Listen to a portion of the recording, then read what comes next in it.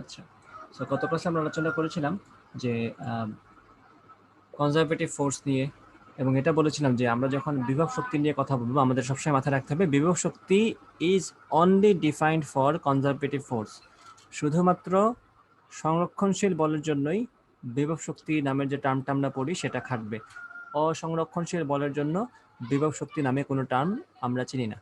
ঠিক আছে, এই জিনিসটা মাথায় রাখা লাগবে।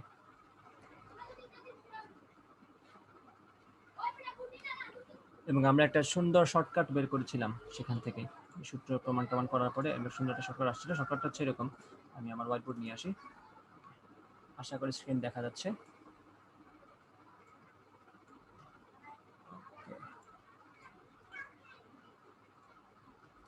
আমরা একটা সূত্র নিয়ে আসছিলাম, এটা এরকম ছিল সূত্রটা, যে U I plus K I is equal to U F plus K F. অর্থাৎ ইনিশিয়াল অবস্থায় বিভব শক্তি এবং গতিশক্তির যোগফল যা, ফাইনালিও বিভব শক্তি এবং গতিশক্তির যোগফল তা। এবং আমরা কি বলেছিলাম, এই সূত্র অনলি তখন অ্যাপ্লিকেবল যখন আমাদের বলগুলা কি থাকবে, সংরক্ষণশীল হবে। ঠিক আছে, আমি এটা লিখে দিই এখানে।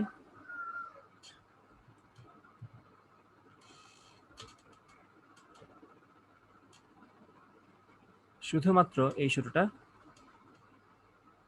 সংরক্ষণশীল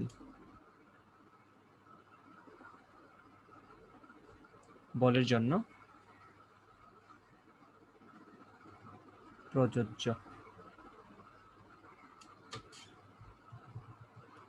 শুধুমাত্র সংরক্ষণশীল বলের জন্য প্রযোজ্য। আর এই যে ইউআই, এটা হচ্ছে ইনিশিয়ালি বিভব শক্তি, কেআই হচ্ছে ইনিশিয়ালি গতিশক্তি, ইউএফ হচ্ছে ইনিশিয়ালি ফাইনালি বিভব শক্তি, কেএফ হচ্ছে ফাইনালি গতিশক্তি। ওকে, আশা করি এই পর্যন্ত সবার আশা করি মনে আছে।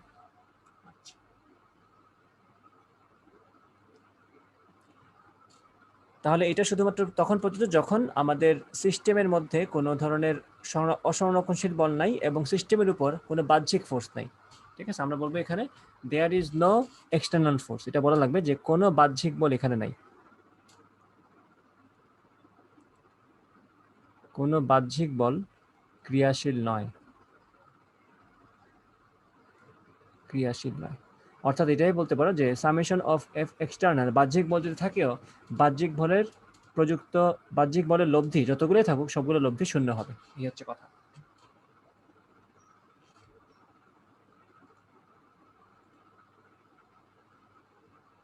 আচ্ছা, ঠিক আছে, এতটুকু আশা করি সবাই বুঝতে পারছি। এইটা গত ক্লাস আলোচনা করেছিলাম, তা একটু রিভিউ দিয়ে দিলাম। তারপরে আমরা পড়েছিলাম যদি বাহ্যিক বল থাকে, যদি সংরক্ষণশীল বল না থাকে, ওইখানে অসংরক্ষণশীল বল থাকে, সেখানে কাহিনী কি হবে। তো সব ক্ষেত্রেই কিন্তু আমাদের যে যত ধরনের বলই থাকুক না কেন, সংরক্ষণশীল, অসংরক্ষণশীল, বাহ্যিক, ইন্টারনাল, যত ধরনের বলই থাকুক, সকল ক্ষেত্রেই আমাদের কাজ শক্তি উপপাদ্য কিন্তু খাটবে। সকল ক্ষেত্রেই কাজ শক্তি উপপাদ্য প্রযোজ্য। আমি এটা এখানে লিখে রাখি যে সকল ক্ষেত্রেই কাজ শক্তি উপপাদ্য বা ওয়ার্ক এনার্জি থিওরেম প্রযোজ্য। এটা যদি আমাদের মাথায় থাকে তাইলে কিন্তু আমরা কাজ করতে পারবো। কাজ শক্তি উপপাদ্য প্রযোজ্য, সকল ক্ষেত্রে কাজ শক্তি উপপাদ্য প্রযোজ্য, এই কথাটা মাথায় রাখবো আমরা। আচ্ছা, তাহলে ধরো এখন এমন একটা কেস নিয়ে আমরা আলোচনা করলাম যে ক্ষেত্রে আমাদের কনজারভেটিভ ফোর্সও আছে, নন কনজারভেটিভ ফোর্সও আছে, এক্সটার্নাল ফোর্সও আছে, সবকিছু আছে এখন, মানে যত ধরনের ঝামেলা সবই আছে এখন আমাদের সাথে। তো সেক্ষেত্রে আমরা কি করব, সেক্ষেত্রে টোটাল কাজ বের করব। তখন আমরা লিখবো কনজারভেটিভ ফোর্স দ্বারা কৃত কাজ, তারপরে লিখবো আমরা নন কনজারভেটিভ ফোর্স দ্বারা কৃত কাজ। যেমন ধরো ঘর্ষণ বল যদি ইনক্লুডেড থাকে দেয়ার, তাই সেক্ষেত্রে কিন্তু আমাদের নন কনজারভেটিভ ফোর্স হিসেবে ঘর্ষণটা আসলো, ঘর্ষণের দ্বারা কৃত কাজ আমরা যোগ করে দিলাম, কনজারভেটিভ ফোর্স দ্বারা কৃত কাজ আমরা যোগ করে দিলাম। ওকে, প্লাস এক্সটার্নাল ফোর্সও মনে করি এখন আছে, যে এক্সটার্নাল ফোর্স দ্বারা কৃত কাজ এটাও আছে মনে করো। ওকে, সব কিছু করার পরে টোটাল যে কাজটা পাবো সেটা সমান কি হবে, ফাইনাল গতিশক্তি মাইনাস ইনিশিয়াল গতিশক্তি, অর্থাৎ গতিশক্তির পরিবর্তন। টোটাল কাজ সমান গতিশক্তির পরিবর্তন, এটা সকল ক্ষেত্রে প্রযোজ্য। ঠিক আছে, এই জিনিসটা মাথায় রাখতে হবে। এখন কনজারভেটিভ ফোর্স দ্বারা কৃত কাজ নিশ্চয়ই তোমরা জানো, এটা গত ক্লাসে আমরা প্রমাণ করেছিলাম যে কনজারভেটিভ ফোর্স দ্বারা কৃত কাজ is equal to minus of বিভব শক্তির পরিবর্তন। ঠিক আছে, এটা হচ্ছে মাইনাস অফ বিভব শক্তির পরিবর্তন, negative of U F minus U I. এখন এই মানটা এই যে কনজারভেটিভ ফোর্স দ্বারা কৃত কাজ সবসময় কিন্তু এটা। আর আরেকটা ইম্পর্টেন্ট কথা, কনজারভেটিভ ফোর্সের ক্ষেত্রে যখন আমরা কৃত কাজ হিসাব করি সেটা কিন্তু নর্মালি নেগেটিভই হয়, কারণ বিভব শক্তি তখনই, এটা সবসময় মাথায় রাখবা যে বিভব শক্তি তখনই জমা হবে যখন আমরা বলের বিরুদ্ধে কাজ করব। যখন আমরা বলের বিরুদ্ধে কাজ করব সেক্ষেত্রে আমাদের বিভব শক্তি জমা হবে। বলের দ্বারা কাজ করলে কিন্তু বিভব শক্তি জমা হয় না, ঠিক আছে? ওটা হচ্ছে বিভব শক্তি খরচ হয়। ওকে, তো এখন আমরা এটা ইউজ করি যদি, তাহলে এখানে যদি মানটা বসায় দিই কি হয় খেয়াল করো। তখন আমরা লিখব WNC নন কনজারভেটিভ ফোর্স দ্বারা কৃত কাজ plus WEX is equal two KF minus KI। আর এই যে WC এর জায়গায় আমি এই মানটা বসিয়ে দিব মাইনাস UF মাইনাস UI, এটা ডান পাশের সাথে পজিটিভ হয়ে যাবে। তো পজিটিভ কি হচ্ছে, পজিটিভ UF মাইনাস UI। তাহলে এখন দেখো এখানে এই জিনিসটা করা যায়, KF প্লাস UF, এই যে ফাইনাল গতিশক্তি প্লাস ফাইনাল বিভব শক্তি, এটা সমান কি বলা যায়, ফাইনাল মেকানিক্যাল এনার্জি। মেকানিক্যাল এনার্জিকে আমরা ই দিয়ে প্রকাশ করি অথবা এম দিয়ে প্রকাশ করি, এটা বেটার হবে। এম ই দিয়ে প্রকাশ করা আমার জন্য মনে হয় বেটার, কারণ আমরা এম ই দিয়ে বুঝি মেকানিক্যাল এনার্জি অথবা যান্ত্রিক শক্তি। ওকে, জি, এম ই বলতে আমরা বুঝবো মেকানিক্যাল এনার্জি, এম ই দ্বারা আমরা বুঝবো মেকানিক্যাল এনার্জি অথবা এটার নাম হচ্ছে যান্ত্রিক শক্তি। যান্ত্রিক শক্তি মানে হচ্ছে বিভব শক্তি এবং গতিশক্তির যোগফল। তো finally mechanical energy minus minus common নিয়ে তো KI প্লাস KUI বলা যায়, সেটা হচ্ছে ইনিশিয়ালি বিভব শক্তি। তো এখানে লিখবো আমরা ইনিশিয়ালি মেকানিক্যাল এনার্জি। এই যে তাহলে কি দাঁড়ালো, নন কনজারভেটিভ ফোর্স দ্বারা কৃত কাজ প্লাস এক্সটার্নাল ফোর্স দ্বারা কৃত কাজ আমাদেরকে আসলে মেকানিক্যাল এনার্জির একটা পরিবর্তন দিচ্ছে। নর্মালি খেয়াল করো, নর্মালি যদি নন কনজারভেটিভ ফোর্স না থাকে, যদি কোনো এক্সটার্নাল নন কনজারভেটিভ ফোর্স না থাকে, যদি কোনো এক্সটার্নাল ফোর্স না থাকে, সেক্ষেত্রে কিন্তু আমাদের মেকানিক্যাল এনার্জি কোনো পরিবর্তন হয় না, তাই না? কারণ শুরুতে বিভব শক্তি এবং গতিশক্তির যোগফল যা ছিল, ফাইনালিও বিভব শক্তি এবং গতিশক্তির যোগফল তাই ছিল। এই যে এখানে তো সেই কথাই বলা আছে যে ইনিশিয়ালি বিভব শক্তি এবং গতিশক্তির যোগফল যা, ফাইনালিও বিভব শক্তি এবং গতিশক্তির যোগফল তা। তো এই ক্ষেত্রে তো এই দুইটার পার্থক্য শূন্য, কিন্তু যখন নন কনজারভেটিভ ফোর্স থাকবে বা যখন এক্সটার্নাল ফোর্স থাকবে বা যখন দুইটাই থাকবে, তখন মেকানিক্যাল এনার্জি চেঞ্জ হয়ে যাবে। তখন final mechanical energy will be greater than initial mechanical energy, so we will get a difference between them. তখন আর ডিফারেন্সটা জিরো থাকবে না, একটা মান থাকবে। তো এখানে সেটাই পাচ্ছি। এই যে মেকানিক্যাল এনার্জি পরিবর্তনটা, অথবা আমরা যে মেকানিক্যাল এনার্জির পার্থক্য শূন্য পাওয়ার কথা নর্মাল কেস, যখন আমরা দেখব মেকানিক্যাল এনার্জির পার্থক্য শূন্য হচ্ছে না, তার মানে কালপিট আছে আমাদের মাঝখানে, হয় নন কনজারভেটিভ ফোর্স আছে, না হয় এক্সটার্নাল ফোর্স আছে, না হয় দুইটাই আছে। ওকে, এই জিনিসগুলো একটু কষ্ট করে মাথায় রাখবা, কাজে লাগবে। অ্যাটলিস্ট নিজে বুঝতে পারবা যে কাহিনী কি হচ্ছে, এবং যখন তোমরা এই ধরনের অ্যাডভান্সমেন্ট সলভ করতে যাবা কাজ ক্ষমতা শক্তি, তখন কিন্তু এই কেসগুলো তোমাদের ইউজ করতে হবে। তো একটু কষ্ট করে এই জিনিসগুলো মনে রাখবা। আর আরেকটা আপডেট দিচ্ছি আমার কোর্সে, সেটা হচ্ছে আমি এখন থেকে এইটাতেই ক্লাস দিব, কারণ এটাতে ক্লাস নিলে যেটা সুবিধা হয়, পিডিএফ মানে ইমেজগুলো সেভ করে রাখা যায়। এই যে আমি এখানে সেভ দিয়ে দিতে পারবো, এই যে এই ইমেজটা সেভ হয়ে গেল। তো এখন থেকে আমরা এই হোয়াইট বোর্ডেই ক্লাস করব, জুমেরটাতে।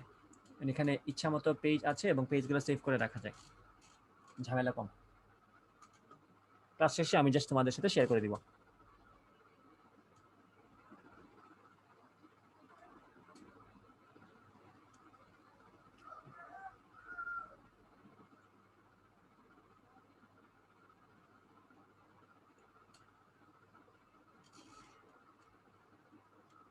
এখন আসো পটেনশিয়াল এনার্জিতে আমরা পড়লাম। ওকে, এখন আমরা দেখব গ্র্যাভিটেশনাল পটেনশিয়াল এনার্জি।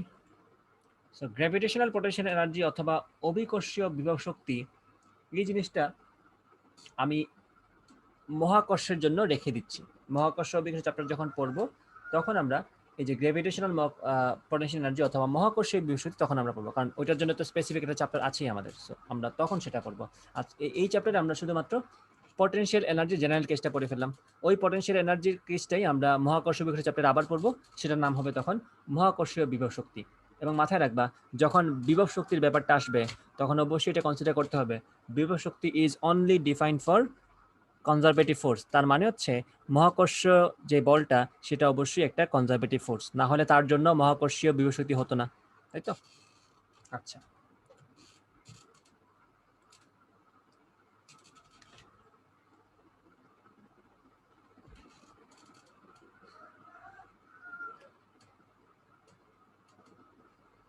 পরের কথা চলে যাই। তাও একটু হালকা পাতলা আইডিয়া দেওয়া দরকার, যেহেতু পরে ফেলছো সেটা পরে।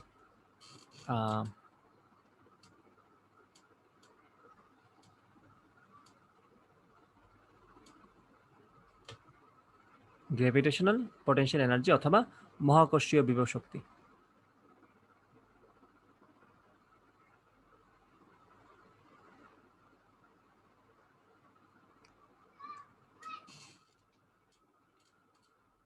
মনে করো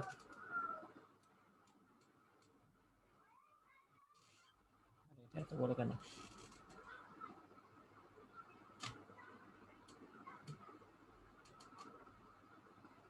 মনে করি হচ্ছে পৃথিবীর পৃষ্ঠ। পৃথিবীর পৃষ্ঠ থেকে আমরা একটা ব্লককে এইচ উচ্চতায় নিয়ে গেলাম। একটা ব্লককে আমরা পৃথিবীর পৃষ্ঠ থেকে এইচ উচ্চতায় নিয়ে গেলাম। এটাই ভালো, আমার লাগবে না।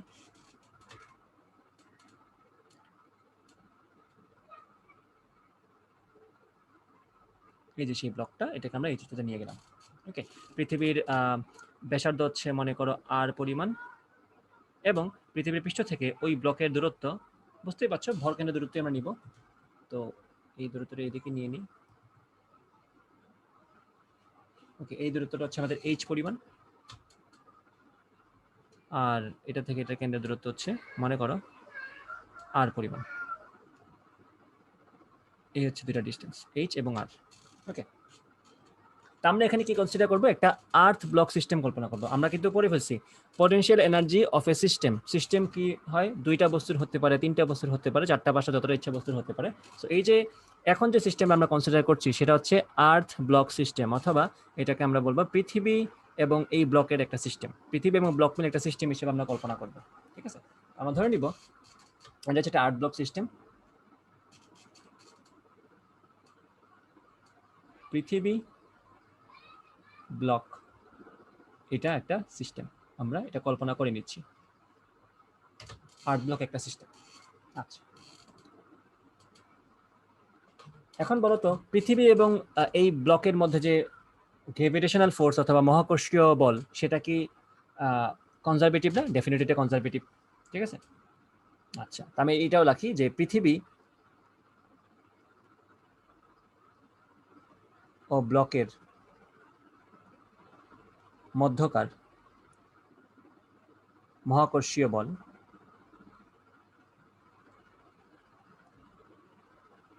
একটা সংরক্ষণশীল বল, তাই তো? এটাতেও কারো কোনো ডাউট নেই, এটা হচ্ছে একটা সংরক্ষণশীল বল।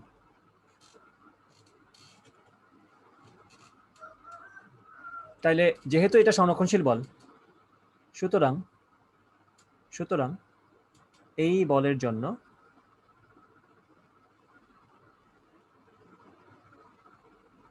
বিভব শক্তি সংজ্ঞায়িত। আমরা আগেই বলে রাখছি যে যখনই দেখবা সংরক্ষণশীল বল, তার জন্যই শুধুমাত্র বিভব শক্তি সংজ্ঞায়িত থাকবে। তার মানে আমার আগে শেয়ার করা লাগবে যে কোনো একটা সিস্টেমের মধ্যে ওই বস্তু কণাগুলোর মধ্যে যে বল কাজ করছে, if they are conservative or not. যদি কনজারভেটিভ হয়ে থাকে তাহলে বলবো এদের জন্য বিভব শক্তি সংজ্ঞায়িত, যদি কনজারভেটিভ না থাকে বলবো এদের জন্য বিভব শক্তি সংজ্ঞায়িত না। আচ্ছা, এখন খেয়াল করে এই ব্লকের তুলনায় কিন্তু আমাদের পৃথিবীটা যথেষ্ট ভারী, মানে যথেষ্ট ভারী বলতে অসীম লেভেলের ভারী বলতে পারো। ঠিক আছে, আচ্ছা, তাহলে যেহেতু পৃথিবী বিশাল ভরের একটা জিনিস কম্পেয়ার টু দিস ব্লক, তাহলে সেক্ষেত্রে ধরেই নিয়ে যায় যে পৃথিবীর ত্বরণ বলতে আসলে এখানে কিছু নাই, পৃথিবীর ত্বরণটা এখানে কম্পেয়ার মানে শূন্য। কারণ জিনিসটা তো এটাই যে পৃথিবী ব্লককে যে বলে আকর্ষণ করছে, ব্লকটাও তো পৃথিবীকে সেম বলে আকর্ষণ করছে। পৃথিবীকে ব্লক যে বলে আকর্ষণ করে, ব্লকটাও পৃথিবীকে সেম বলে আকর্ষণ করে। মানে এই বলটা হচ্ছে ব্লকের উপর পৃথিবীর আকর্ষণ বল, আর এটা হচ্ছে পৃথিবীর উপর ব্লকের আকর্ষণ বল। ওকে, দুইটা সমান সমান। কিন্তু বল সমান হলে তো লাভ নাই, আসলে তো ভর দিয়েও কিছু ডিপেন্ড করে। এটা কিন্তু আমরা বলছিলাম একটা ক্লাসে নিউটনের মেকানিক্সে, যার ভর বেশি সে তত বেশি তো কম, সে তত কম ত্বরণ অনুভব করবে। যেহেতু ব্লকটা অনেক ছোট, সে অনেক বেশি ত্বরণ অনুভব করবে এবং যেহেতু পৃথিবী অনেক ভারী, সে কম ত্বরণ অনুভব করবে। ওকে, তাহলে আমরা পৃথিবীকে ফিক্স ধরে রাখতে পারি যে পৃথিবীর আসলে কোনো সরণ হচ্ছে না, পৃথিবী জায়গায় আছে। তা আমরা পৃথিবীর ভর অনেক বেশি, সেই কারণে আমরা বলে দিব এখানে পৃথিবীর ভর অনেক বেশি হওয়ার দরুন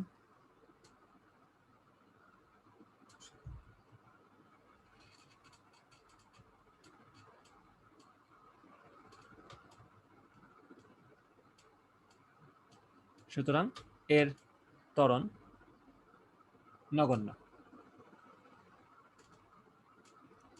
অথবা আমরা এটাও করতে পারি যে পৃথিবীকে আমরা রেফারেন্স ফ্রেম হিসেবে চিন্তা করতে পারি।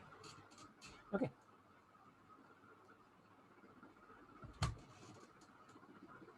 তাহলে আমরা আমাদের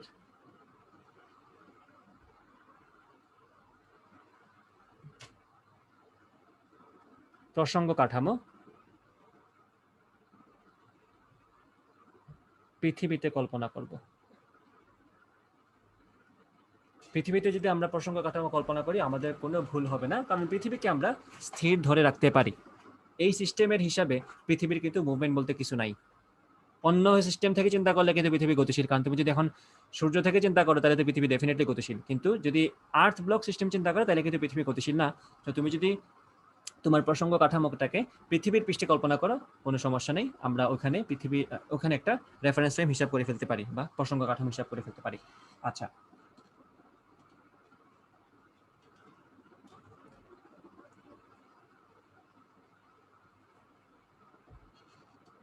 তাহলে এটা বলার কারণ কি? যেহেতু পৃথিবীর ত্বরণ নিয়ারলি জিরো, তার মানে পৃথিবীর কোনো সরণ হচ্ছে না।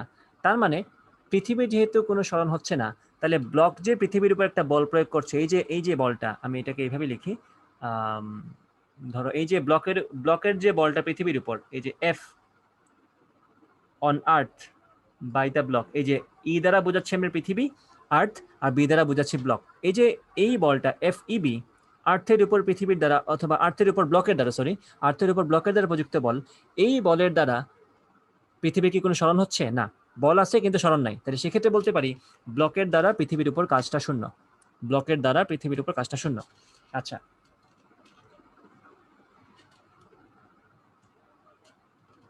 অতএব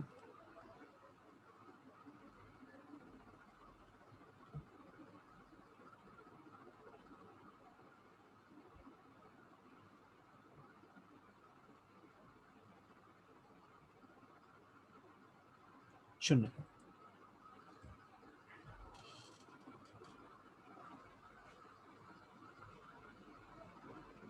এখন দেখো এই যে ব্লকটা আছে আমাদের, ব্লকের উপর কিন্তু পৃথিবীর আকর্ষণ বল mg, এটা আমরা জানি, ভর ইনটু ত্বরণ। ধরে নিচ্ছি এটা সেফ একটা হাইটে আছে যেখানে জি এর মান পরিবর্তন হচ্ছে না, তাহলে ব্লকের উপর পৃথিবীর দ্বারা প্রযুক্ত বল হচ্ছে mg, এবং এই বলার জন্য সে কিন্তু গতিশীল হবে, এই সাইড থেকে সে কিন্তু গতিশীল হবে। ওকে, তাহলে এই যে mg এটা কিন্তু কাজ করছে। খেয়াল করো, ব্লকটা যখন এখানে ছিল, পৃথিবীর পৃষ্ঠে ছিল, তখনও কিন্তু তার উপর বল ছিল পৃথিবীর দ্বারা mg, যখন সে এইচ হাইটে গেছে তখনও তার উপর প্রযুক্ত বলটা mg। আমরা ধরে নিচ্ছি H is comparatively very very small then R, তো এইচ আমরা খুবই খুবই ক্ষুদ্র ধরে নিব আর এর তুলনায়, যে কারণে আমাদের এইচটার পরিবর্তন খুব একটা বেশি ম্যাটার করছে না, জি এর মানটা সেম থাকবে। ওকে, তা এই যে আমি একটা ব্লককে এইচ মানে জিরো হাইট থেকে পৃথিবীর সাপেক্ষে, যেহেতু আমরা রেফারেন্স ফ্রেম কোথায় ধরছি, প্রসঙ্গ কাঠামো আমাদের কোথায়, পৃথিবীতে, তাহলে আমরা পৃথিবীর পৃষ্ঠকে জিরো হাইট ধরতেই পারি। তাহলে এই পৃষ্ঠ থেকে আমি যখন থেকে এই উচ্চতা নিয়ে গেলাম, তাহলে দেখো তো বলটা হচ্ছে নিচের দিকে এবং তাকে আমি সরণ ঘটাচ্ছি উপরের দিকে, তাহলে কি mgh ইন্টু কজ 180 ডিগ্রি, তাই তো? তো তখন আমাদের কাজটা কি হয়, তাহলে mg দ্বারা, mg তো বলটা আমার, বলটা তো mg, তো mg দ্বারা কৃত কাজ, অথবা পৃথিবীর দ্বারা বস্তুটার উপর প্রযুক্ত বল দ্বারা কৃত কাজ, পৃথিবীর দ্বারাই তো এই ব্লকের উপর mg বল প্রয়োগ হচ্ছে, তাহলে mg দ্বারা কৃত কাজ, অথবা পৃথিবী পৃথিবী অথবা mg একই কথা, দ্বারা কৃত কাজ is equal to minus mg into H. কীভাবে আসছে? mg into H into cos 180 degree, cos বলটা হচ্ছে নিচের দিকে আর সরণটা হচ্ছে উপরের দিকে, তো এই হচ্ছে হিসাবটা, মাইনাস mg এইচ।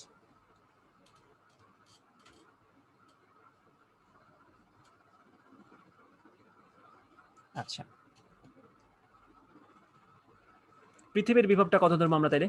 পৃথিবীর বিভবটা তো শূন্য, কারণ পৃথিবীতে জায়গায় আছে, তো পৃথিবীর বিভবটা হচ্ছে আমরা শূন্য ধরে নিব। আর ব্লকের বিভব কত? mgh, মানটা যদি চিন্তা করি তাহলে ওভারঅল এই আর্থ ব্লক সিস্টেমের বিভবটা কত হলো, যখন আমাদের বস্তুটা এই উচ্চতায় আছে তখন আমাদের আর্থ ব্লক সিস্টেমের বিভব হচ্ছে mgh, কারণ পৃথিবীর কোনো সরণ হয় নাই আমরা ধরে নিছি। ওকে, এই হচ্ছে টোটাল আমাদের বিভব শক্তি।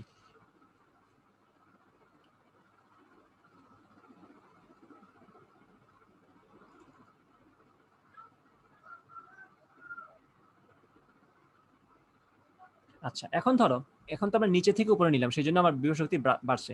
যখন সে এখানে ছিল তখন তার বিভব শক্তি যা ছিল, যখন সে এখানে আছে বিভব শক্তি সামান্য পরিমাণ বাড়ছে, কারণ বলের বিরুদ্ধে কাজ করছে। এইভাবে মাথায় রাখো জিনিসটা, বলের বিরুদ্ধে আমি যত বেশি কাজ করবো তত বেশি শক্তি তার মধ্যে জমা হবে। তাহলে যত আমি উপরে যাব আস্তে আস্তে তত বেশি বলের বিরুদ্ধে কাজ করছি, তত বেশি তার মধ্যে বিভব শক্তি জমা হচ্ছে। সো যখন আমি পৃষ্ঠ থেকে উপরে উঠতে থাকবো বিভব শক্তি জমা হতে থাকবে। আমি যদি ঠিকঠাক উল্টা কাজ করি, আমি যখন যদি তাকে পৃষ্ঠ থেকে নিচের দিকে নামানো শুরু করি বা সে যদি পৃষ্ঠ থেকে নিচের দিকে নামতে শুরু করে, তখন এই বিভব শক্তিটা আস্তে আস্তে কমতে থাকে। যখন সে নিচে নামতে শুরু করে তখন এইখানে বিভব শক্তি যা ছিল একটু নিচে নামার পরে বিভব শক্তি তার চেয়ে একটু কমে গেছে, এরপর একটু কমে গেছে, এরপরে একদম ফাইনালি সে জিরো হয়ে গেছে। তাইলে এই যে বিভব শক্তি জিরো হয়ে গেল, কিন্তু একটা জিনিস আমরা পড়ছিলাম, যদি আমাদের বলটা সংরক্ষণশীল হয়ে থাকে, যেটা এই মহাকর্ষীয় বলের ক্ষেত্রে সত্য, বলটা যদি সংরক্ষণশীল হয়ে থাকে, এটা সূত্র আমরা পড়ছিলাম, বিভব শক্তি এবং গতিশক্তির যোগফল সবসময় কনস্ট্যান্ট থাকবে, তাই তো? বিভব শক্তি এবং গতিশক্তির যোগফল সবসময় কনস্ট্যান্ট থাকবে। তাইলে এখানে সর্বোচ্চ অবস্থানে বিভব শক্তি হচ্ছে mgh, এখানে কিন্তু গতিশক্তি শূন্য। তাহলে বুঝতেই পারছো, যখন তার বিভব শক্তি শূন্য হয়ে যাবে তখন তার গতিশক্তি কি হবে? তখন তার গতিশক্তি হয়ে যাবে mgh। ওকে, তাহলে একদম মাটিতে যখন সে টাচ করবে উপর থেকে আসার সময়, তখন কি হবে?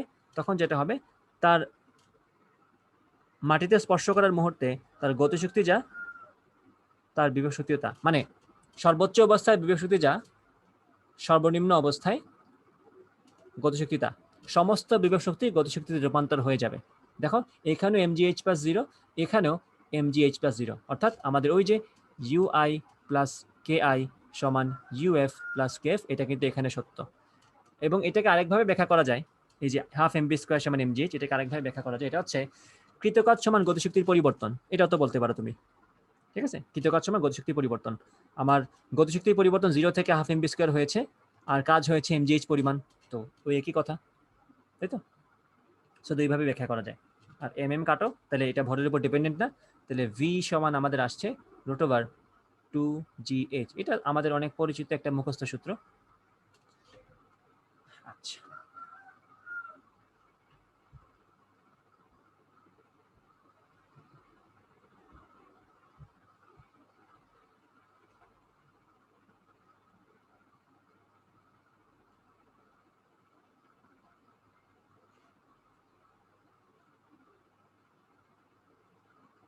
আচ্ছা, আমরা একটা জিনিস বলি, এই যে বিভব শক্তিটা, আমি যে একটা ব্লককে h পরিমাণ উচ্চতা তোলার ফলে তার বিভব শক্তি mgh পরিমাণ বৃদ্ধি পেল, এটা কি শুধুমাত্র ব্লকের বিভব শক্তির বৃদ্ধি পেল, নাকি আর্থ ব্লক পুরা সিস্টেমটার বিভব শক্তি বৃদ্ধি পেল বলো তো?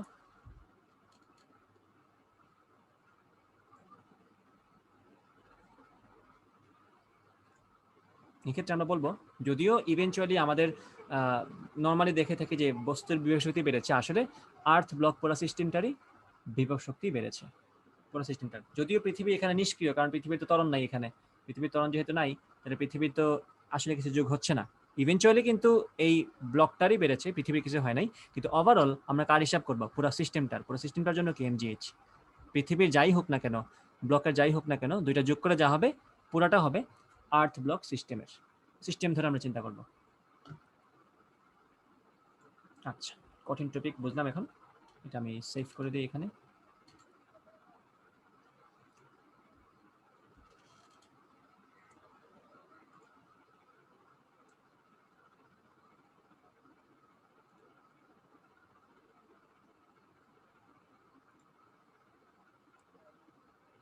আচ্ছা, ঠিক আছে, এতটুকু আশা করি বুঝছি সবাই।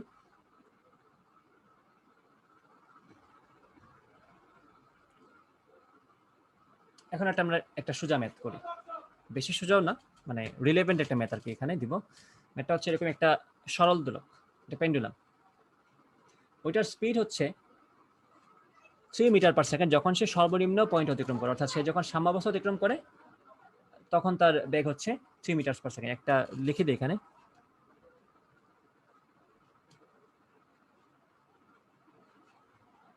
একটি সরল দোলকের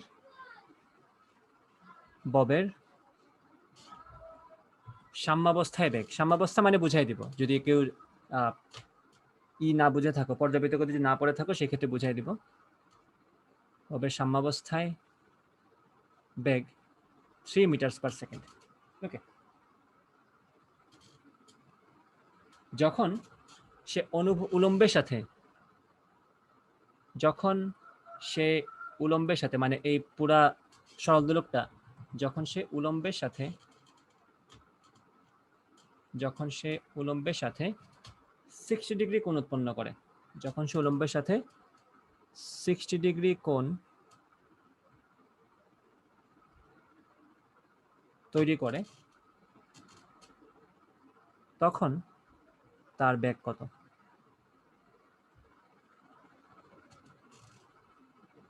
এখন আমাদের এই সরল দোলকের দৈর্ঘ্য হচ্ছে টোটাল 0.5 মিটার, আর জি এর মান তুমি 10 মিটার পার সেকেন্ড স্কয়ার ধরে নিতে পারো। করে ফেলো এটা। আমি হিসাব বুঝাই দিই একটু, তাইলে তোমাদেরকে সরল দোলক যদি কেউ না বুঝে থাকো। খেয়াল করো, এই হচ্ছে আমাদের একটা মনে করো অবলম্বন, এখান থেকে আমরা একটা সরল দোলককে চালাবো। তো সরল দোলকের একদম যে নিচের যে অবস্থাটা, কি ব্যাপার, যে এই অবস্থাটা, এটা হচ্ছে তার সর্বনিম্ন অবস্থা। ওকে,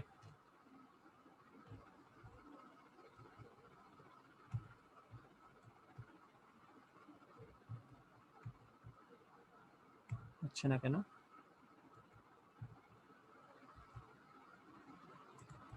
যাই যা ইচ্ছা করি, এই যে এটা, এই যে অবস্থা, এই অবস্থায় তার বেগ হচ্ছে 3 মিটার পার সেকেন্ড। অর্থাৎ এখানে আমি যদি তার বেগ ভেলোসিটি বলি এইদিকে, এটা হচ্ছে তার বেগ হচ্ছে 3 metre per second. So definitely সে এইদিকে যাবে, এইখানে আসবে একটা সময়। সো যখন তার কোণটা উলম্বের সাথে 60 ডিগ্রি, যখন তার কোণটা উলম্বের সাথে 60 ডিগ্রি, তখন তার ইটা কি হবে? এটা হচ্ছে কোয়েশ্চন, বেগটা কি হবে?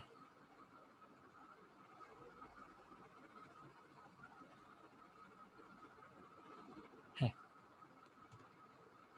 এটাই হচ্ছে আমার কোয়েশ্চেন। যখন সে উলম্বের সাথে 60 ডিগ্রি কোণে থাকবে তখন তার বেগটা কত হবে, এটা বের করতে হবে।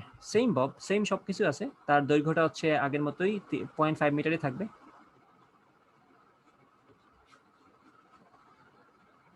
এই যে প্রশ্ন এটাই, যে এখানে তার ভেলোসিটি কত,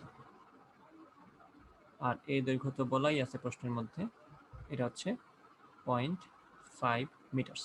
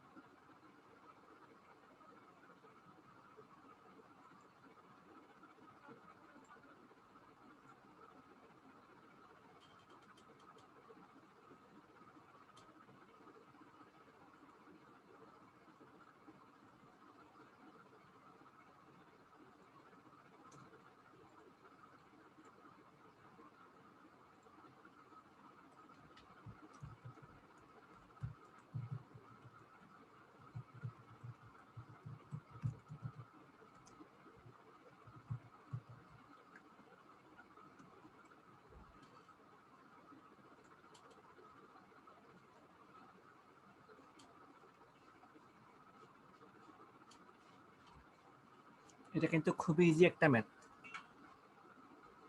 আমি যত কথা বলছি এত কথার কিছু লাগবে না, নর্মাল মেথড দিয়ে ম্যাথটা করতে পারবা। একটু চিন্তা করে ভালো করে।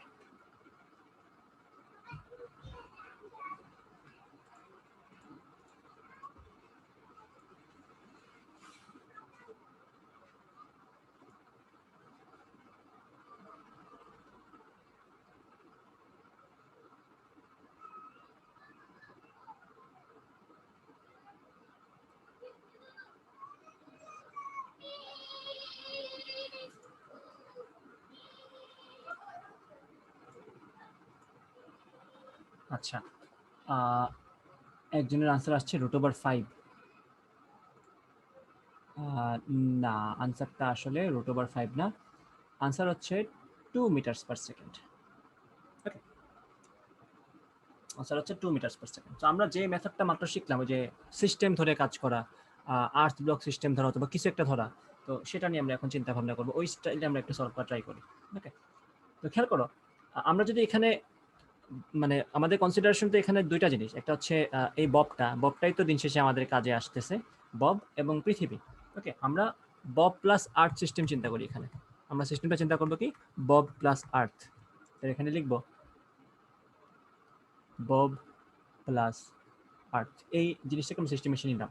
তাইলে এই সিস্টেমের উপর এক্সটার্নাল ফোর্স কে দিচ্ছে, একটু চিন্তা করে বলতে পারবো আমাকে? আমি তোমাদেরকে ওইভাবে চিন্তা করানো শেখাচ্ছি আর কি, যে তোমরা যাতে ওইভাবে এক্সটার্নাল ফোর্স ইন্টারনাল ফোর্স সিস্টেমের জন্য ধরে কাজ করতে পারো, তাহলে তোমরা বড় বড় প্রবলেম সলভ করতে পারবা। বলো, এই যে বব প্লাস আর্থ সিস্টেম, এই মনে করে পৃথিবী, আর এই যে তোমাদের বব তোমাদের সামনে আছে, এটা হচ্ছে আর্থ, আর এই হচ্ছে সেই ববটা। এই যে বব আর্থ সিস্টেম, তাহলে এখানে এই সিস্টেমটার উপর এক্সটার্নাল ফোর্স কি কাজ করছে একটু বলো তো আমাকে।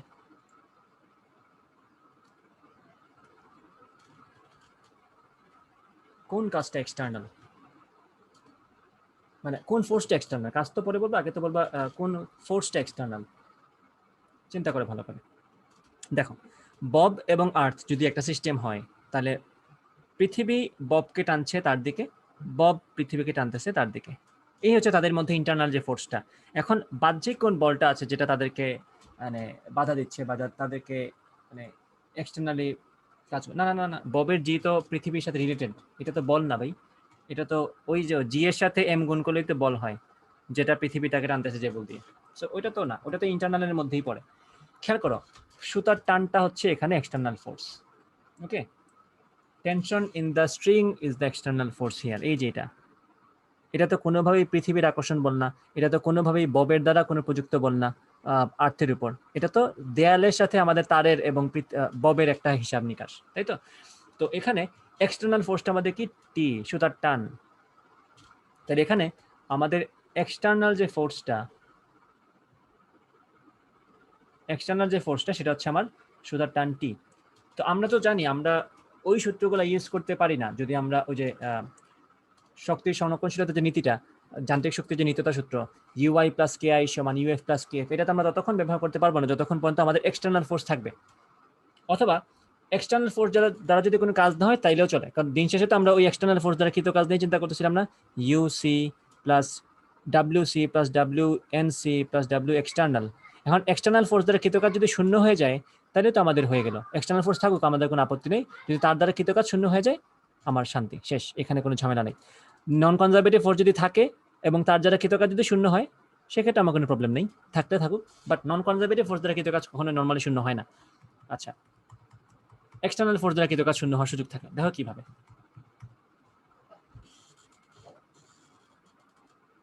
দেখো তো, এই যে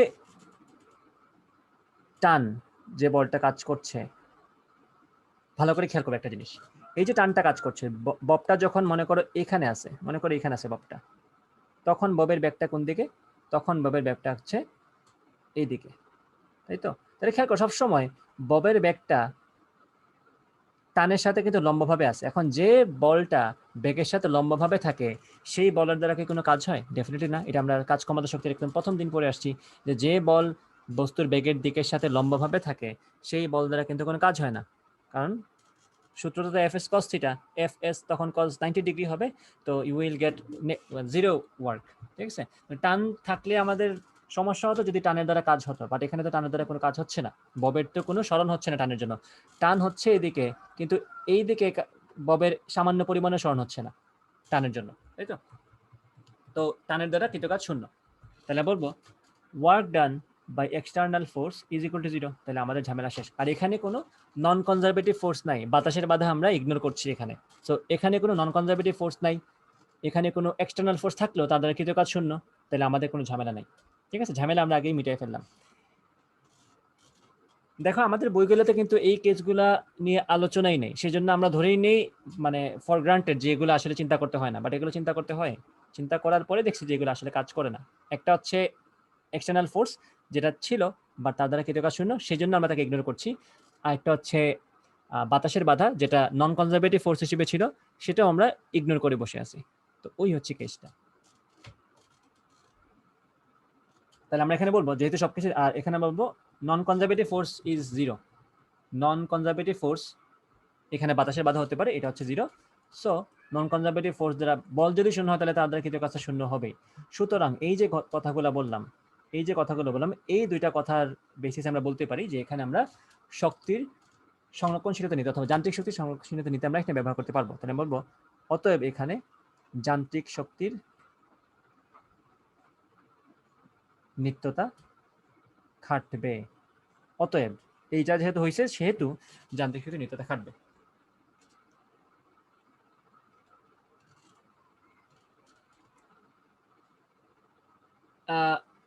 হ্যাঁ, আমি বুঝাবো।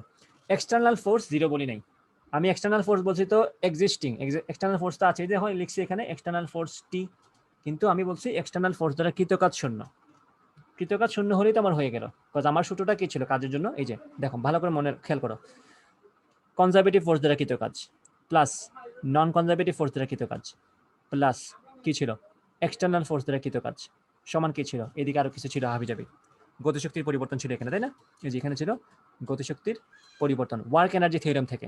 তাহলে খেয়াল করো, নন কনজারভেটিভ ফোর্স দ্বারা কৃতকাজ যদি শূন্য হয়ে যায়, এক্সটার্নাল ফোর্স দ্বারা কৃতকাজ যদি শূন্য হয়ে যায়, তাহলেই তো হয়ে গেল কনজারভেটিভ ফোর্স দ্বারা কৃতকাজ হচ্ছে আমাদের K F minus K I, আর কনজারভেটিভ ফোর্স দ্বারা কৃতকাজ আমরা জানি মাইনাস ইউএফ মাইনাস ইউআই সমান K F minus K I. তাহলে এখান থেকে লেখা যায় ইউআই প্লাস কে আই সমান ইউএফ প্লাস কে এফ, অর্থাৎ এখানে শক্তির অথবা যান্ত্রিক শক্তির নিত্যতার সূত্র খাটছে। খাটার শর্ত কি? শর্ত হচ্ছে এই দুইটা 0 হতে হবে, নন কনজারভেটিভ ফোর্স দ্বারা কৃতকাজ এবং কনজারভেটিভ ফোর্স দ্বারা কৃতকাজ। এখন কাজটা শূন্য হওয়া জরুরি, ওই ফোর্সটা থাকা না থাকার চেয়ে কাজটা শূন্য হওয়া জরুরি। যেমন ধরো এখানে এক্সটার্নাল ফোর্স কি আছে, টান, সুতরাং টান কিন্তু এখানে এক্সটার্নাল ফোর্স, কারণ আমাদের সিস্টেম হচ্ছে বব এবং পৃথিবীর, সেখানে নিশ্চয়ই টানটা ববের মানে বব এবং পৃথিবীর মধ্যবর্তী কোনো বল না, এটা হচ্ছে এক্সটার্নাল একটা ফোর্স যেটা সিলিং দিচ্ছে আমাকে, মানে সিলিং এর সাথে ওই তারটা ঝুলিয়ে রাখার ফলে ওই তার দ্বারা প্রযুক্ত হচ্ছে ববের উপর, তাই তো? তো এটা আমার এক্সটার্নাল ফোর্স, কিন্তু এক্সটার্নাল ফোর্স থাকা সত্ত্বেও তার দ্বারা কৃতকাজ শূন্য কেন? কারণ খেয়াল করো কন্টিনিউয়াসলি সুতার টান এবং বেগের মধ্যবর্তী কোণ 90 ডিগ্রি। যখন এইভাবে আসে অবস্থানটা তখন সুতার টান এদিকে, বেগ হচ্ছে এদিকে। যখন এইভাবে আসে সুতার টান এইভাবে, বেগ হচ্ছে তার সাথে লম্বাভাবে। তাহলে এক্সটার্নাল ফোর্স দ্বারা কৃতকাজ শূন্য। আর নন কনজারভেটিভ ফোর্স যেটা থাকার কথা ছিল বাতাস, সেটাকে আমরা বলছি এটা নাই, তো এটা অটোমেটিক্যালি নেই, এটার দ্বারা কৃতকাজ শূন্য। তাহলে আমরা দিন শেষে এই যে এটা ব্যবহার করতে পারবো। আচ্ছা,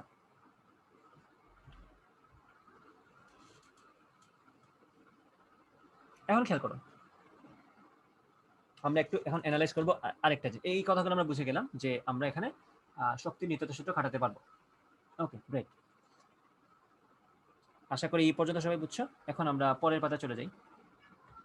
কিছু কি রাখবো? পরের পাতা চলে যাই, চিত্রটা আবার এঁকে ফেলি। এই ছিল আমার ববটা, এই হচ্ছে তার 60 ডিগ্রি কোণে অবস্থাটা, নতুন অবস্থান। ওকে, তার দৈর্ঘ্য তো ছিল মনে করো ক্যাপিটাল এল ওভারঅল। ববটার ব্যাসার্ধ খুবই ক্ষুদ্র ধরে নিব, তাইলে সিলিং এর উপর থেকে মানে ববের কেন্দ্র পর্যন্ত দূরত্ব যা বব পর্যন্ত দূরত্ব তাই, ববটা একদম বিন্দুর মতো চিন্তা করতে পারো। আচ্ছা, কোনো সমস্যা নেই, ববের ভার কেন্দ্রকেও ওই পয়েন্ট ধরে ফেলো, সমস্যা নেই, এটা চলে। তাহলে এই যে সে থিটা কোণে এখানে চলে আসলো, এখানে আমরা র্যান্ডমলি থিটা কোণ বসাচ্ছি যে এই যে অবস্থায় আসছে সেই অবস্থায় তার ব্যাগটা হচ্ছে মনে করো এই দিকে, এবং এই ব্যাগের পরিমাণ হচ্ছে মনে করো এটা এই পরিমাণটা মনে করো ভি, এবং এই পরিমাণটা মনে করো V1।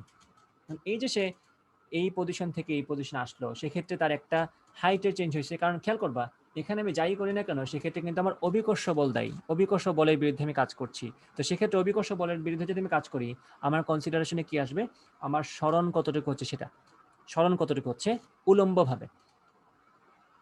তো একটা জিনিস খেয়াল করো, এটা যদি এল হয় আমি তো চোখ বন্ধ করে বলতে পারি যে এটাও আমারে, কারণ তার তো আমার সেমই আছে, একই তার তো আমি কাজ করছি। তাহলে আমি যদি এই বরাবর একটা রেখা টেনে দিই, এইভাবে যদি একটা রেখা টেনে দিই, তাহলে এই অংশটাকে আমি কি বলতে পারি বলতো, এটা হচ্ছে আমাদের কোণ, কোণের বিপরীত বাহু হচ্ছে লম্ব, এটা হচ্ছে আমাদের লম্ব, তাহলে এটা নিশ্চয়ই আমাদের ভূমি, আর এটা হচ্ছে আমাদের অতিভুজ। তাহলে আমরা যদি cos থিটা খাটাই, তাহলে এই কোণটাকে আমরা বলতে পারবো, এই বাহুটাকে আমরা বলতে পারবো L cos থিটা। তাহলে পুরোটা যদি L হয় আর এতটুকু যদি L cos থিটা হয়, তাহলে বুঝতেই পারছো আমাদের আমাদের ববটা কতটুকু উপরে উঠেছে। ববটা তো আসলে এই বরাবর এতটুকু উপরেই উঠেছে, তাই তো? তো এটা পরিমাণ কত, এটা হবে L minus L cos theta, অর্থাৎ এটাকে যদি আমি সুন্দর করে লিখি, এটা হবে L কমন নিলে 1 মাইনাস cos থিটা। এই পরিমাণ কি হয়েছে, আমাদের ববের উলম্ব সরণ হয়েছে। উলম্ব সরণ ববের হচ্ছে L into 1 minus cos theta. আচ্ছা, তো এই যে ববের উলম্ব সরণ হলো L into 1 minus cos theta, height তো চেঞ্জ হয়েছে, এবং আমরা তো একটু আগে পড়ছি এটা যে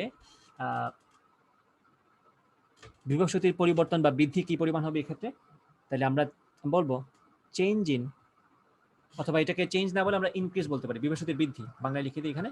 অতএব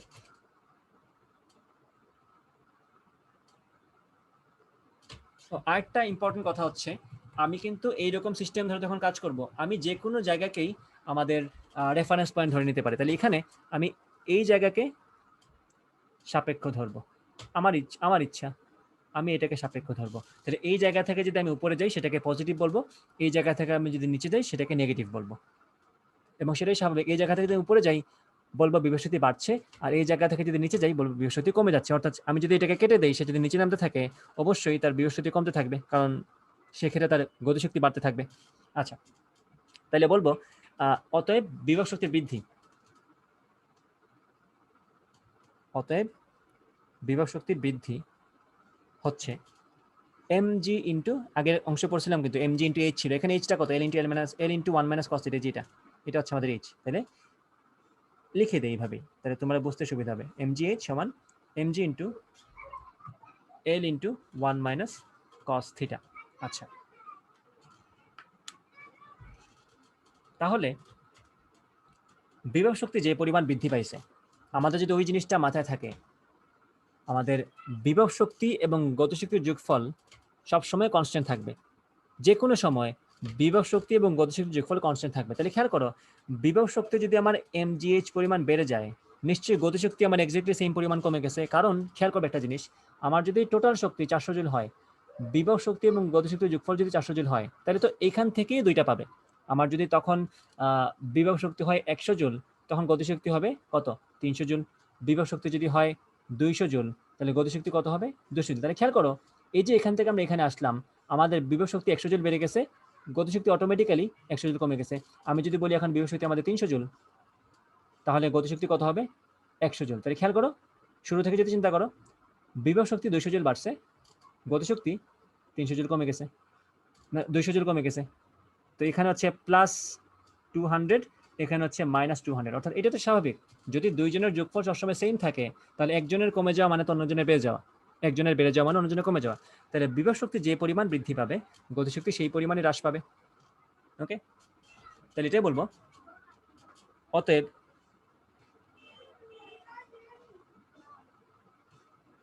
গতিশক্তির হ্রাস ইজ ইকুয়াল টু mgh সমান এটা, এই পরিমাণটাই হচ্ছে গতিশক্তি হ্রাস পাবে, mgl into 1 minus cos theta. আচ্ছা,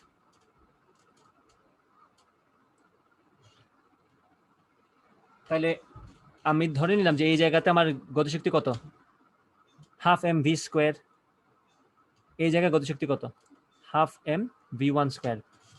ঠিক আছে, তাহলে এইখানে আমার গতিশক্তি একটু কম, এখানে আমার গতিশক্তি একটু বেশি ছিল, এই জন্য তো কমে গেছে, এটাই তো বললাম বিভব শক্তি আমরা কমে গেছে। আচ্ছা, আমরা জাস্ট তো প্লাস নিয়ে কথা বলবো, আমাদের পরিমাণ নিয়ে কথা বলবো, আমাদের সাইন নিয়ে কথা বলার দরকার নেই। তাহলে আমি বলবো গতিশক্তি হ্রাস কতটুকু, half M V square minus half M V one square. এই যে একটা সুন্দর ইকুয়েশন পেয়ে গেলাম আমরা। এই যে খেয়াল করো, এখন খেয়াল করো উভয় পক্ষে আমাদের এমটা কিন্তু কমন সবগুলাতে, দেখো এম এম এম কেটে ফেললাম। ওকে, তাহলে কি কি আছে খেয়াল করে একটু, সব ইনফরমেশন আমাদের কাছে আছে কিনা। জি আমরা জানি প্রশ্নে বলছে জি এর মান হতে 10, এলও আমরা জানি প্রশ্নে বলে দিচ্ছে এটা হচ্ছে 0.5 মিটার, লিখে দিই এখানে এল হচ্ছে 0.5 মিটার আর জি হচ্ছে আমাদের 10 মিটার পার সেকেন্ড স্কোয়ার। তাহলে জি এর মান জানি, এল এর মান জানি, 1 মাইনাস প্রশ্নে কত ডিগ্রি কোণে যাচ্ছে, 60 ডিগ্রি কোণে, তাহলে আমরা থিটাও জানি, ইজ ইকুয়াল টু হাফ, তো আমাদের এখানে কমন নিয়ে নিতে পারে, হাফ ইন্টু এই জায়গায় তার ব্যাগটা বলে দিয়েছে না প্রশ্নের মধ্যে কত 3 মিটার পার সেকেন্ড ছিল, তো আমরা ভি এর মানও জানি, মাইনাস এই ভি ওয়ান স্কোয়ার, এটাই একমাত্র আমাদের আননোন যেটা আমরা বের করতে চাই। তো নিশ্চয়ই এখন বুঝতে পারছো এই প্রশ্নের সলিউশন কি হবে। দেখো আমি একটা কঠিন সহজ প্রশ্নকে আমি অনেক কঠিন করে বোঝাচ্ছি তোমাদেরকে, কারণ হচ্ছে আমি তোমাদেরকে একদম কাজ শক্তি উপপাদ্যের মেইন কনসেপ্ট থেকে বুঝাইছি। পরীক্ষায় যখন আসবে তখন তো ডিটেইল বলে দিবা যে বিভব শক্তির বৃদ্ধি সমান গতিশক্তির পরিবর্তন, কিন্তু এর আগের কথাগুলো বলা দরকার ছিল সেজন্য বলছি। তো আশা করি সলিউশনটা বুঝতে পারছো সবাই, প্রশ্নটা কিন্তু বেশি একটা কঠিন না, এইভাবেই কাজটা করতে পারবা। এই যে জাস্ট এই পাতাটাই তোমাদের জন্য যথেষ্ট, আগের পাতা যা বুঝাইছি সেটা যদি নাও বুঝো, just this page will do, এটাতেই তোমাদের কাজ চলে যাবে। যদি তোমাদের আগের থিওরির কথাবার্তাগুলো পড়তে ইচ্ছা না হয়, জাস্ট এটা মাথায় রাখবা। নর্মালি পরীক্ষার সময় যেটা করবে যে নর্মালি তোমাদেরকে সংরক্ষণশীল বল নিয়ে কাজ করতেই বলবে নর্মালি।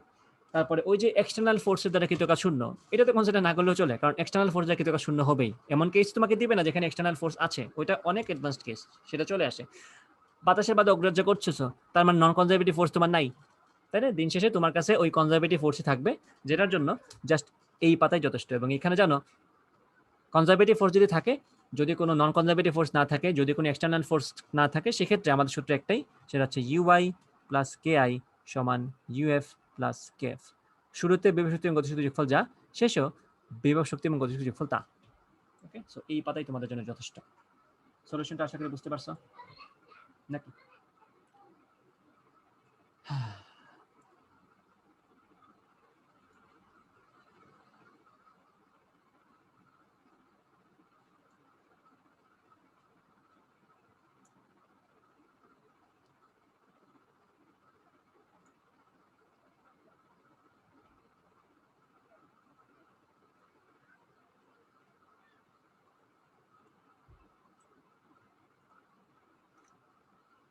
ওকে, আশা করি বুঝছো এই পাতা, সেভ করে দিলাম।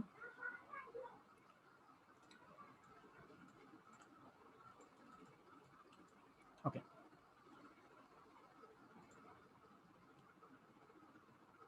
তো সবকিছু করার পরে আমাদের আনসার কি আসবে, দেখো আনসারটা আসবে এখানে, বলে দিই আনসারটা হবে আমাদের ভি ওয়ান সমান হবে 2 মিটার পার সেকেন্ড। মানগুলো বসাও, দেখবা সুন্দর মতো আনসার চলে আসছে।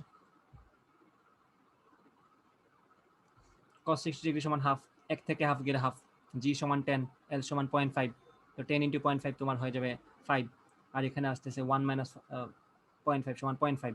তো সুন্দর একটা আনসার চলে আসবে, এখানে আছে হাফ, হাফ ওইদিকে নিয়ে যাও, ভি ওয়ান স্কোয়ারটা বের হয়ে যাবে, তারপরে রুট করে ভি ওয়ানটা বের করে ফেলবা।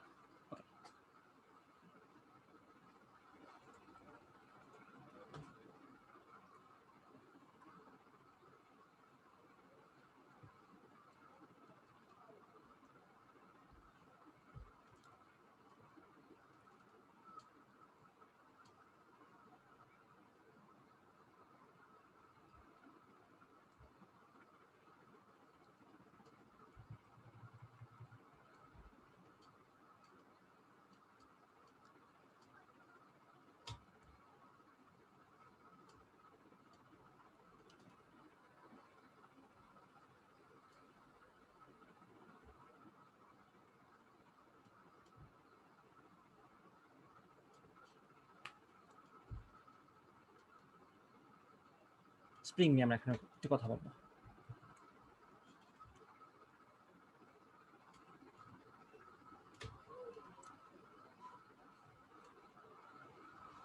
একটা স্প্রিংকে আমরা সংকুচিত করতে পারি, একটা স্প্রিংকে আমরা প্রসারিত করতে পারি।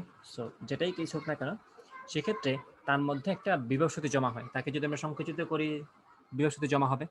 তাকে যদি আমরা প্রসারিত করি, সেক্ষেত্রেও বিভব শক্তি জমা হবে। সবসময় এটা মাথায় রাখবা, যখনই আমরা বলের বিরুদ্ধে কাজ করব, তখনই বস্তুর মধ্যে বিভব শক্তি জমা হবে। এটা একদম সিম্পল কথা। বলের বিরুদ্ধে যখনই কাজ করব, তখনই বস্তুর মধ্যে বিভব শক্তি জমা হবে। শর্ত হচ্ছে ওই বলটা সংরক্ষণশীল বল হওয়া লাগবে। ঘর্ষণের বিরুদ্ধে তুমি সারা জীবন কাজ করে মরে যাও, ওইটার জন্য তোমার ওই বস্তুর মধ্যে কোনো বিভব শক্তি জমা হবে না। ঘর্ষণ ইজ এ মানে ওয়েস্ট, ওটার কোনো কাজ নেই, ঠিক আছে? ওই ক্ষেত্রে কোনো বিভব শক্তি জমা হবে না। কাজ তো হবেই, কাজ করতেই থাকবে, বাট ওইটার জন্য তুমি কোনো আউটপুট পাবে না। আউটপুট এটাই হবে, তোমার যেটাই তুমি নিয়ে যাচ্ছ ওইটা ক্ষয় হতে থাকবে। সে এক সময় দেখবা সে তোমার জুতা ক্ষয়ে যাচ্ছে, তোমার চাকা ক্ষয়ে যাচ্ছে, সব কিছুই ক্ষয়ে যায় ঘর্ষণের জন্য। ওইটা থেকে বিভব শক্তিতে কনভার্ট করা যায় না। শর্ত হচ্ছে বলটাকে সংরক্ষণশীল হওয়া লাগবে। এখন সংরক্ষণশীল বলের বিরুদ্ধে যদি তুমি কাজ করো, তাহলে তার মধ্যে বিভব শক্তি জমা হবে।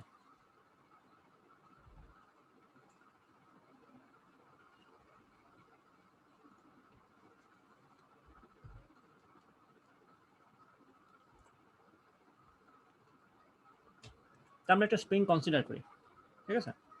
ধরো এটা হচ্ছে আমার একটা অবলম্বন,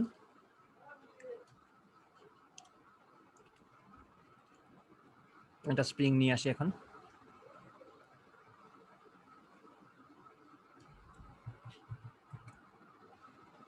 একটু ভালো করে আঁকি। এটা স্প্রিং, স্প্রিং এর সাথে লাগানো একটা ব্লক, ওকে? একটা ব্লক আছে এখানে। আচ্ছা, এখন এই স্প্রিংটাকে আমি টেনে প্রসারিত করে দিলাম, ওকে? মনে করে তাকে আমি টেনে এই জায়গাটাতে নিয়ে আসলাম। সেম ব্লক আছে, ব্লকটা আমার জায়গায় আছে, জাস্ট তাকে আমি টেনে এইখানে নিয়ে আসলাম। ওকে, ভেরি গুড। এখন এই যে দেখো তার প্রসারণ কতটুকু হয়েছে, একটু খেয়াল করবো ভালো করে।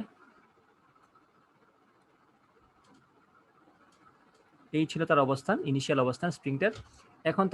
এখন তার অবস্থান হচ্ছে এটা। এই যে তাকে আমি এক্স পরিমাণ প্রসারিত করলাম, স্প্রিংটাকে যে আমি এক্স পরিমাণ প্রসারিত করলাম, যাদের স্প্রিং এর সামান্য পরিমাণ আইডিয়া আছে তারা এটা জানো যে স্প্রিংকে যদি তুমি এক্স পরিমাণ প্রসারিত করো, স্প্রিংটা তোমাকে কে এক্স পরিমাণ ফোর্স দিবে, ওকে? তাহলে এই ফোর্সটা কিন্তু দেয়ালও দিবে, কারণ তুমি খেয়াল করবা দেয়ালও কিন্তু তোমাকে একই রকম বল দিবে। কারণ কাহিনী হচ্ছে আমি যখন স্প্রিংকে টান দিচ্ছি, স্প্রিংটা কিন্তু এই দেয়ালকেও টান দিচ্ছে, সো ফলশ্রুতিতে দেয়ালটাও তাকে এদিকে বল দিচ্ছে না? হ্যাঁ, দেয়ালটা তাকে এদিকে বল দিচ্ছে। সবকিছু কিন্তু জোড়ায় জোড়ায় থাকে এইভাবে। তো এইদিকেও আমার কাজ করতেছে কে এক্স একটা ফোর্স, আর এইদিকে কেন কে এক্স কাজ করবে? কারণ আমি তাকে কে এক্স ফোর্স দিছি দেখেই তো সেই পর্যন্ত আসছে, তাই তো? কে এক্স পরিমাণ ফোর্স আমি তাকে দিছি দেখেই সে এক্স পরিমাণ প্রসারিত হয়েছে। আমি যদি তার চেয়ে কম দিতাম, তাহলে আরেকটু কম সে প্রসারিত হতো। আচ্ছা, এবং একটা জিনিস ইম্পর্টেন্ট, যেটা হচ্ছে আমাদের স্প্রিংটাকে আমরা ভরহীন ধরবো। স্প্রিংটাকে আমাদের ভরহীন ধরতে হবে।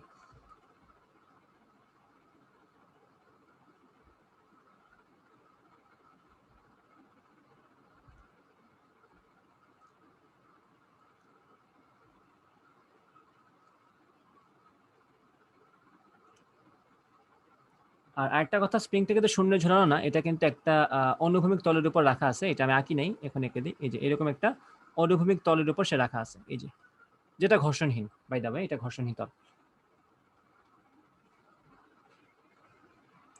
মানে আমরা দুইটা ফেস আঁকলাম আর কি। প্রথমটা হচ্ছে টান দেওয়ার আগে, পরটা হচ্ছে টান দেওয়ার পরে। একটা অনুভূমিক তলের উপর তাকে রাখা আছে, সে এই কাহিনী করতেছে। আচ্ছা,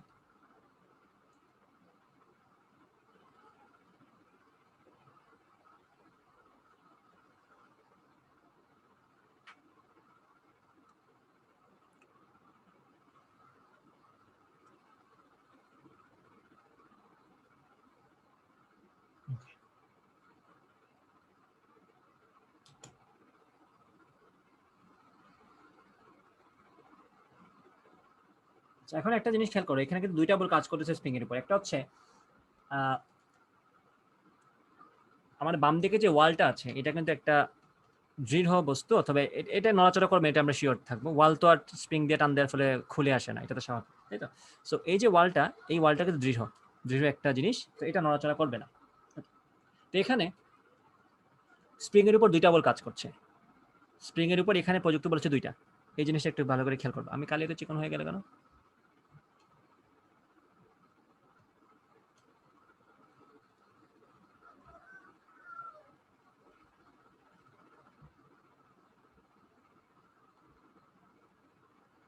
প্রযুক্ত বল দুটি। একটা বল হচ্ছে কেএক্স, কার দ্বারা? এটা হচ্ছে ওয়ালের দ্বারা। ওয়ালও তাকে কেএক্স পরিমাণ বল দিচ্ছে ওয়াল দ্বারা। আরেকটা বল হচ্ছে কেএক্স যেটা ব্লক দিচ্ছে। কেএক্স এই যে ব্লক মানে তো আসলে ব্লক টানতেছে না, আমি টানতেছি। সো ওইটাকে আসলে ব্লকের উসিলায় বললাম আর কি, যে ব্লক দ্বারা প্রযুক্ত বল। এই হচ্ছে দুইটা বল, যে দুইটা বল স্প্রিং এর উপর কাজ করছে। আচ্ছা, তো এখানে হচ্ছে এই দুইটা বল যদি আমরা প্রয়োগ করলাম, এক্ষেত্রে আমাদের স্প্রিং এর উপর কি পরিমাণ কাজ হচ্ছে, how much work has been done. ঠিক আছে, এই যে দুইটা বল এক্সটার্নাল ফোর্স, কিন্তু এগুলা এক্সটার্নাল ফোর্স। কেএক্স একটা এক্সটার্নাল ফোর্স, এই কেএক্স একটা এক্সটার্নাল ফোর্স, কি পরিমাণ কাজ হচ্ছে খেয়াল করো ভালো করে। এই যে কেএক্স ফোর্সটা আছে, এই যে কেএক্স ফোর্সটা আছে, এই ফোর্সের দ্বারা আমার স্প্রিং এর কোনো সরণ ঘটতেছে না।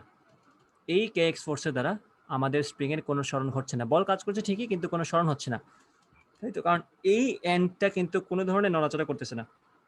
এই যে এক মাথা বাধা আছে, এই মাথাটা কিন্তু কোনোভাবেই সরণ হচ্ছে না তার। তাহলে ওয়ালের দ্বারা যে প্রযুক্ত কেএক্স, এর দ্বারা কৃতকাজ কি? শূন্য। এটা মাথায় রাখতে হবে, এর দ্বারা কৃতকাজ শূন্য। তো এক্সটার্নাল একটা বল আমরা বাদ দিয়ে দিলাম, কৃতকাজ সমান শূন্য।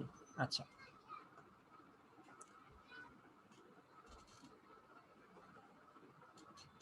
কারণ কি এটা এই যে কাজ শূন্য কিভাবে বুঝলাম আমরা, এটা একটু শর্টকাটে বলে দিই। এই যে পয়েন্টে বলটা ক্রিয়াশীল, সেই পয়েন্টের কিন্তু কোনো নড়াচড়া হচ্ছে না, তাই না? কিন্তু এখানে দেখো ব্লক দ্বারা যে কেএক্স বল প্রযুক্ত হচ্ছে, সেটার জন্য কিন্তু আমার স্প্রিংটা এখান থেকে এই যে এক্স পরিমাণ সরে এখানে চলে আসছে। সো ডেফিনেটলি চোখের দেখাই বলা যায় যে এই কেএক্স বলার দ্বারা কাজ হচ্ছে, এই কেএক্স বলার দ্বারা কোনো কাজ হচ্ছে না। ওকে,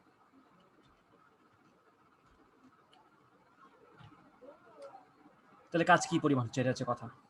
ওকে, তো এটাকে সিম্পলি এভাবে বলা যায়। আমি সিম্পলি কিভাবে বলতেছি খেয়াল করো, আমি তোমাদেরকে একটু সহজ করে বোঝাই। আমরা কাজের সংজ্ঞা তো জানি, এটা কাজের সূত্রটা কি? ডাব্লিউ ইজ ইকুয়াল টু, আমরা যেটা শিখছি ভালো মতো শিখছি, যেটা এফএস কস থিটা, তাই না? এটা আমরা সবাই জানি।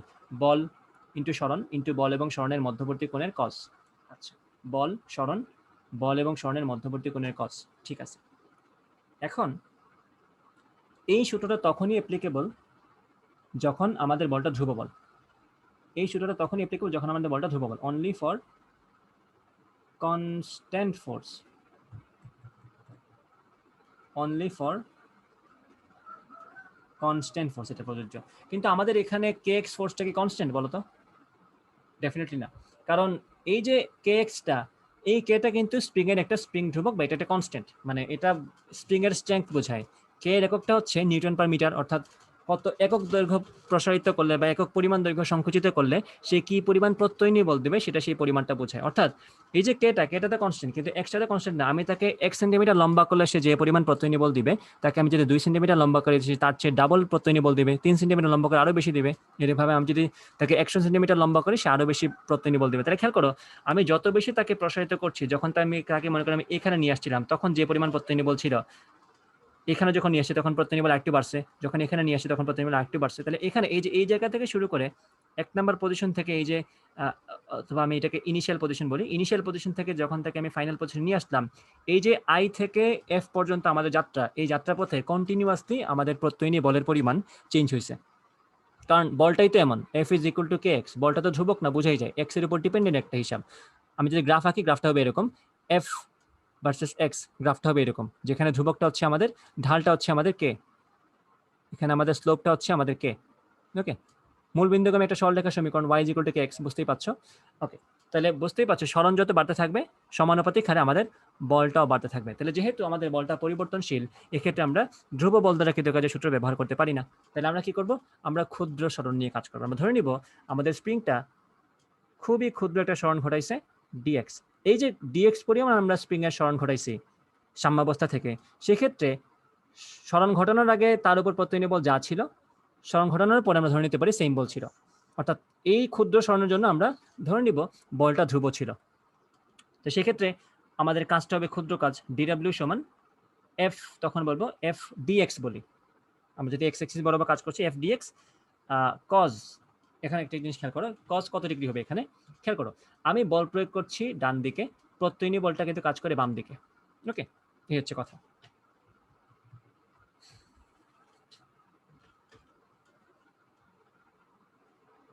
এটা আশা করি সবার মাথায় আছে যে আমি যদি বল প্রয়োগ করি ডান দিকে, প্রত্যয়নী বল কাজ করবে বাম দিকে। সো বল এবং সরণের মধ্যবর্তী কোণ এখানে 180 ডিগ্রি হবে, তাই তো? সো ডিডব্লিউ সমান লিখতে পারি মাইনাস এফ ডিএক্স। ওকে, তাই ক্ষুদ্র কাজ তো আমাদের বের করার উদ্দেশ্য না, আমাদের কাজ হচ্ছে টোটাল জিরো পজিশন থেকে একদম এক্স পরিমাণ দূরত্ব পর্যন্ত টোটাল কাজ কি হচ্ছে। তাহলে কি করবো এখন? ইন্টিগ্রেশন করবো। তো ইন্টিগ্রেশন অফ ডিডব্লিউ সমান integration of minus f d x. আচ্ছা, আমরা মাইনাসটা আপাতত মনে না রাখি, কোনো সমস্যা নেই। আচ্ছা, ইন্টিগ্রেশন অফ এফ ডিএক্স। তো এফ এর জায়গায় আমি কি বসাবো? এখন তুমি এফ এর জায়গায় কি বসাবা? কে এক্স বসাবা। ঠিক আছে, এফ এর জায়গায় এখন তুমি কে এক্স বসাবা, কোনো সমস্যা নেই। আচ্ছা, তাহলে মাইনাস তো আছে, বসাই দিই, কোনো সমস্যা নেই। তাহলে ইন্টিগ্রেশন ডিডব্লিউ সমান ডাব্লিউ, এফ সমান আমাদের যে কে এক্স বলছিলাম এটা কিন্তু মাইনাস কে এক্স। কারণ কি? কারণ হচ্ছে প্রত্যয়নী বলের যখন হিসাব করবো তখন কিন্তু সবসময় মাথায় রাখবা বলটা সরণের বিপরীত দিকে হয়। যখনই প্রত্যয়নী বলের ব্যাপার তখন কিন্তু বলটা সবসময় সরণের বিপরীত দিকে হয়। এই জন্য আমাদের এখানে পজিটিভ, মাইনাস মাইনাসে পজিটিভ হয়ে যাবে, তো এটা হয়ে যাবে কে এক্স ডিএক্স। ওকে, তো আমাদের সরণটা কত? 0 থেকে এক্স পর্যন্ত।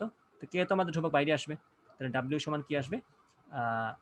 কে যদি বাইরে আসে x square divide by 2, upper limit x, lower limit 0, তাহলে এক্স স্কোয়ার বাই 2ই থাকবে। অর্থাৎ স্প্রিং এর এক্স পরিমাণ প্রসারণে আমাদের কৃত কাজ হচ্ছে W is equal to half K x squared. W is equal to half K x squared হবে আমাদের কৃত কাজ। ওকে, কাজটা হচ্ছে পজিটিভ, অর্থাৎ তার মধ্যে বিভব শক্তি জমা হবে। বলের বিরুদ্ধে কাজ করা মানেই হচ্ছে বিভব শক্তি জমা হয় এবং সেটা পজিটিভ হওয়া।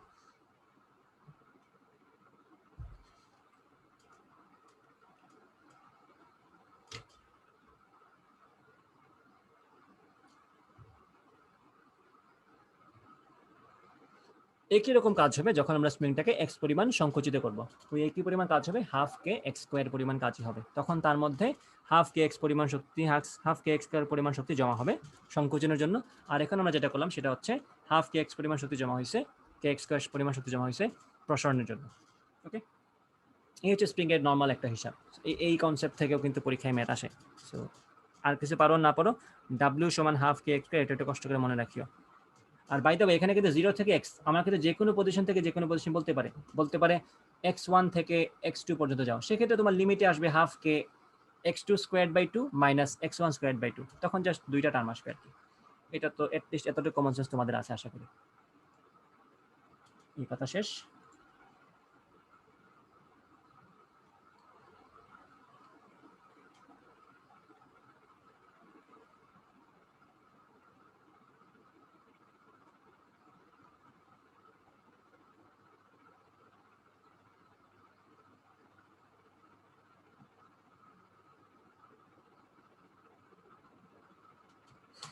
আচ্ছা, ওকে,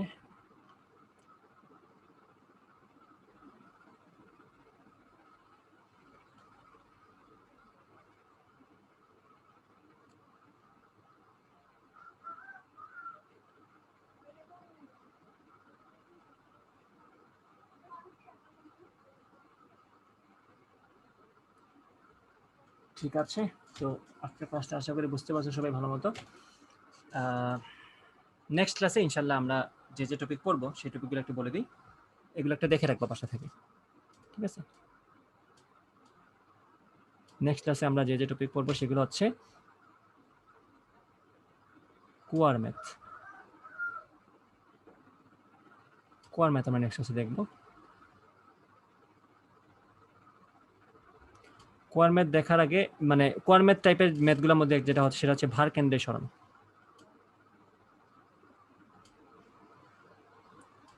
এই রিলেটেড আমরা কিছু ম্যাথ দেখব। তারপরে আমরা দেখব ক্ষমতা।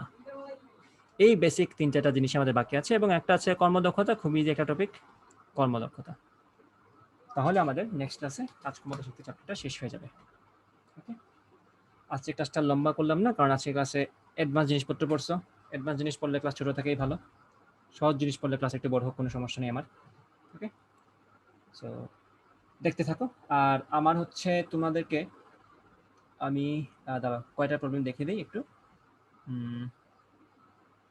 তোমাদেরকে আমি 10-12টার মতো, না 10-12টা না, 12টার মতো প্রবলেমের একটা সেট দিব তোমাদেরকে পিডিএফ, মানে অ্যাসাইনমেন্ট হিসেবে। সো 10 থেকে 12টা প্রবলেম থাকবে। প্রবলেম রেডি করা আছে, আমি জাস্ট পিক করে দিয়ে দিব তোমাদেরকে।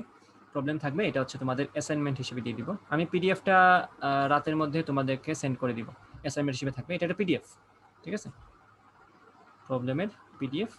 সো ওখানে নিউমেরাস টাইপের প্রবলেম আছে 10-12টার মধ্যে, তুমি অনেক টাইপই কভার করবা। অ্যাডভান্সড, একদম অ্যাডভান্স লেভেল থেকে বিগিনার লেভেল সবই আছে।